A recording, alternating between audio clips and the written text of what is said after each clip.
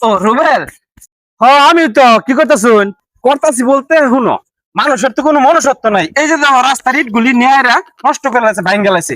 আমি এটা ধরে ধরে সুন্দর করে জায়গা বয়া দিতেছি, এই যে হেনতে ইট নিয়ে কাটা বানায় লাইছে, রাস্তাগুলিতে আমরা নষ্ট করে শেষ করে লাইতেছে। মানুষের বড় মনুষ্যত্ব আছে? তাইলে রাস্তা রেট নাই বাড়ি কাজ করতেছুন?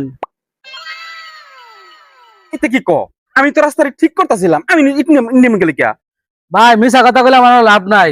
আমি সেদিন দেখছি রাস্তা রেট আপনি বাঁচিতেছুন। ইসরে, ধরা মনে পড়ে গেলাম।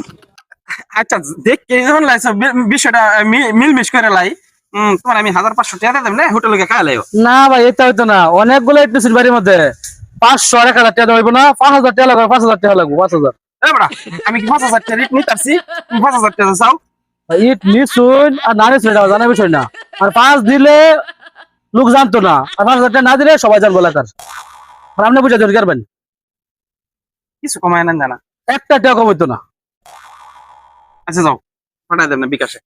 বিকাশে না, সন্ধ্যা সোম মুরে লইবেন টাকাটা। আচ্ছা ঠিক আছে, ঠিক আছে। যাই না, এই জন লাইছে রেট লই যাই।